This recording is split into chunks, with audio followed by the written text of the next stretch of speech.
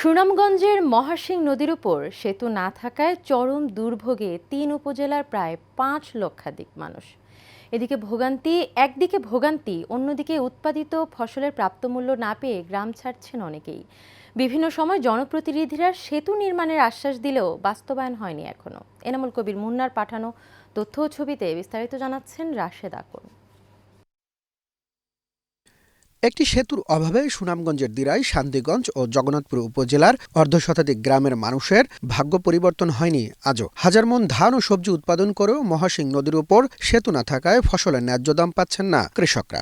ধান উৎপন্ন করে থাকে এবং ধান উৎপন্নের সঙ্গে আরো যে অন্যান্য শস্যাদি উৎপন্ন করে থাকে, এগুলো আসলে আমাদের কৃষকের ন্যায্য মূল্য পায় না।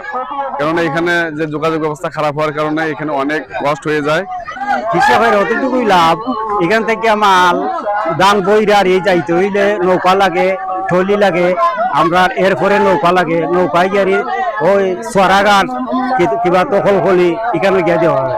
সেতু না থাকায় যোগাযোগের সুবিধা থেকে বঞ্চিত হাওর এলাকার অন্তত ৫০ গ্রামের মানুষ। বর্ষা কিংবা হেমন্ত সরাসরি সড়ক পথে যাতায়াত করতে না পারায় ১২ মাস খেয়া কিংবা নৌপথের উপর নির্ভর করতে হয় স্থানীয়দের।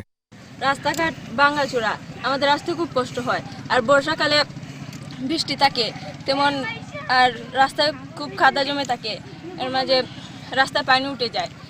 এই যে ৩টা ফাঁড়ি, আমরা 3টা থানা ছাত্রছাত্রী, আমরা সব সময় ফারাইতে পারি না, নৌকা পাই না।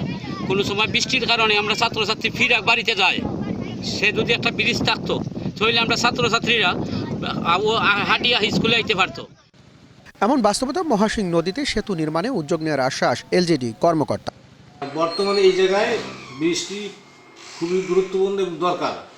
এলাকার লোকজনের ব্রিজ নির্মাণ করার জন্য দাবি জানিয়েছে। আমরা যথাযথ কর্তৃপক্ষকে জানিয়ে বৃষ্টি বাস্তবায়নের জন্য আমরা চেষ্টা করব। মহাসিং নদীর মোহনায় সেতু নির্মাণ হলে ৩ উপজেলার যোগাযোগের মাইল ফলক সৃষ্টির পাশাপাশি বদলে যাবে প্রান্তিক পর্যায়ের অর্থনীতি, এমনটাই প্রত্যাশা স্থানীয়দের।